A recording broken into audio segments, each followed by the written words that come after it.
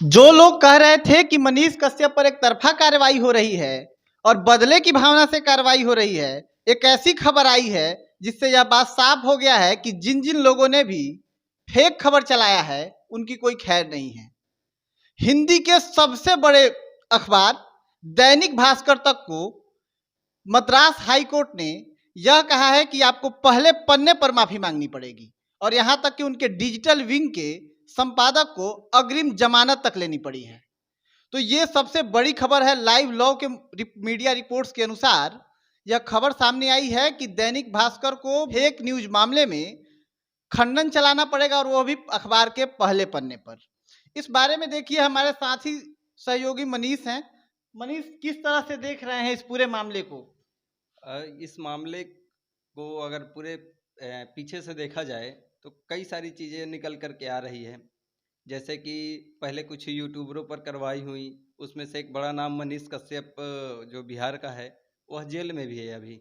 और उनके समर्थन में बहुत सारे लोग जो उनके जाति से हो सकते हैं, ताल्लुक़ रखते हों, कुछ उनके फ़ैन हो सकते हैं, उनके शुभचिंतक हो सकते हैं, वो सारे लोग बहुत दिनों से सवाल उठा रहे थे सरकार पर भी और पूरा का पूरा जो एक प्रणाली है कानून व्यवस्था का, सारे पे सवाल उठा रहे थे कि आखिर क्यों जो बड़े संस्थान हैं उन्होंने भी खबर छापी थी, उन पे कोई कार्रवाई नहीं हुई और यूट्यूबरों पे कुछ चुनिंदा यूट्यूबरों पे कार्रवाई हुई।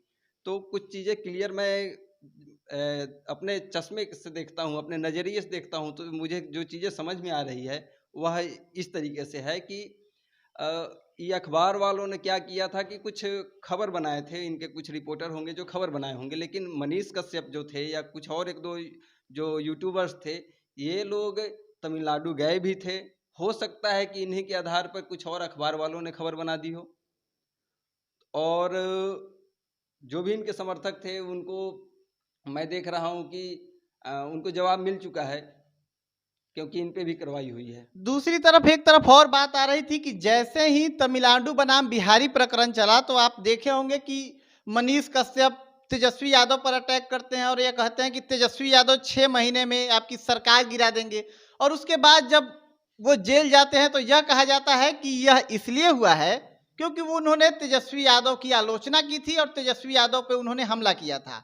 लेकिन जब इतने बड़े अखबार पर माफी मांगनी पड़ी है, 25,000 रुपया जुर्माना भरना पड़ा है और तब जाके उनके संपादक को अग्रिम जमानत मिली है, तो यह भी साफ हो रहा जा रहा है कि किसी भी बदले की कार्रवाई के से यह फैसला नहीं लिया गया है। और मनीष कश्यप कुछ ऐसा बहुत दूध के धुले हुए नहीं है। मनीष कश्यप ने सचमुच में गलती की थी तो उन्हें भारी सजा मिली। और वहीं इतने बड़े, अगर आप एक चीज देखिए, बहुत लोग यह भी कह रहे हैं कि उसका पहुंच नहीं है, राजनीति का शिकार हो गया। तो भाई, दैनिक भास्कर से बड़ा कोई राजनीति की खबरों को या किसी भी तरह के उनके जो कारपोरेट्स हैं, इतनी बड़ी कंपनी है, उसके मालिक हैं, तो उनसे ज्यादा पहुंच वाला कोई है?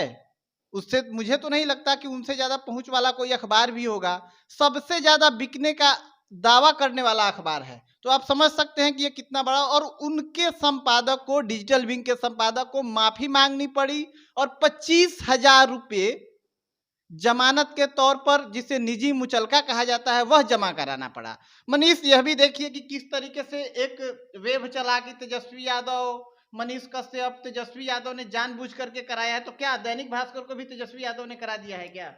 नहीं, मैं एक बात कहना चाहूँगा, अगर तेजस्वी यादव किसी को फंसा सकते हैं, तो ऐसे में जब उनके पापा के ऊपर इतनी बड़ी सीबीआई की कई सारे ट्रायल चले, कई बार उनको बुलाया गया, उनका भी अब नाम फंसते हुए नज़र आ रहा है, तो जब किसी को उस स्तर पे फंसा सकते हैं तो खुद निकल भी तो सकते थे।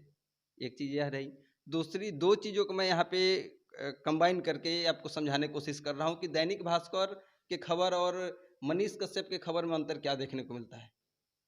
तो एक तरफ हो सकता है कि कई सारे आपाधापी की अभी जो दौर चलता है मीडिया हाउस के अंदर जल्दी से खबर ब्रेक करने की, तो हो सकता है कि किसी रिपोर्टर ने गलत खबर छाप दी हो, यह क्षम्य है, कुछ देर तक हम माने, लेकिन कोई प्लानिंग के तहत लोगों को बैठा करके मेकअप पूरा करके सर और फोड़ करके उस पर कलर लगा करके रुई बांध करके पट्टी बांध करके इस तरीके से जो प्लान करके कोई करे, यह क्षमा के योग्य नहीं है। यही कारण रहा कि मनीष कश्यप के ऊपर एफआईआर हुई, एनएसए लगा और वो आज जेल में है। और दूसरी तरफ देखें कि दैनिक भास्कर या फिर अमर उजाला, हिंदुस्तान, कई सारे हिंदी अखबार में एक खबर आई थी। तो इन लोगों ने प्रोपगेंडा के तहत कुछ दिखाने का या फिर र्यूमर फैलाने की कोशिश नहीं किया था। हो सकता है किसी रिपोर्टर के द्वारा या किसी सोर्स से खबरें आई हो और जल्दीबाजी में कि किसी और ने कर दिया, चाहे उस अखबार पे दिख रहा, उस पोर्टल पे दिख रहा, इन लोगों ने छाप दिया। तो यहाँ पे दो चीज़ें जो नज़र आ रही है, एक तरफ गलती हो सकती है, एक तरफ जानबूझ करके गलती करना। तो दोनों अंतर आप समझ रहे हैं। देखिए, एक बात और उसमें कोर्ट ने साफ कहा है, कोर्ट ने यह कहा है कि आपको तमिल लोगों से, तमिलनाडु के लोगों से माफ़ी मांगते हुए ये खबर चलानी पड़ेगी। तो जिससे ये समझ सकते हैं कि किस तरीके से जो तिरुपुर का जो एक पूरा का पूरा मामला उछला था, उसके बाद बिहारी मजदूर यहाँ से वहाँ आए थे, एक छोटे से मिसकम्युनिकेशन या कहे कि एक बहुत बड़े र्यूमर का, हालाँकि जिस तरीके से बताया जाने लगा कि एक बहुत बड़े प्लान का हिस्सा था मनीष कश्यप, और मनीष कश्यप पे फिर उसके बाद एनएसए लगा। और बिहार के अभी भी आप मोतिहारी और पश्चिमी चंपारण या पूर्वी चंपारण में जाएंगे तो एक से एक अभी भी आपको मनीष कश्यप के समर्थन में रैली, बात, किस्सा, कहानी आपको देखने को मिल जाएगा। तो वैसे में यह तर्क दिया जाता था कि तेजस्वी यादव ने जानबूझ करके फंसाया, यह भी तर्क दिया जाता था कि देखिए केवल एक आदमी को इसमें घेर लिया गया, बाकी लोगों को शहीद नहीं किया गया या बाकी लोगों पे कार्रवाई नहीं किया गया, केवल एक, और उसको भगत सिंह से भी तुलना किया जा रहा है। तो इस तरह की तमाम चीज, लेकिन ऐसा कुछ नहीं है। आप देख सकते हैं कि इतने बड़े अखबार पर भी कितनी बड़ी कार्रवाई हुई है, उनके संपादक जैसे लोगों को भी माफी मांगनी पड़ी है, और 25,000 रुपये निजी मुचलके के हवाले के बाद उन्हें अग्रिम जमानत दी गई है। यह खबर आप द बिहार विंग पर देख रहे थे, हमारे साथ मनीष थे। यह रिपोर्ट आपको कैसी लगी, यह खबर आपको कैसी लगी, हमें कमेंट बॉक्स में जरूर बताएं, और इस तरह की वीडियो के लिए हमारे पेज के साथ बने रहे। फिलहाल के लिए इतना ही, शुक्रिया।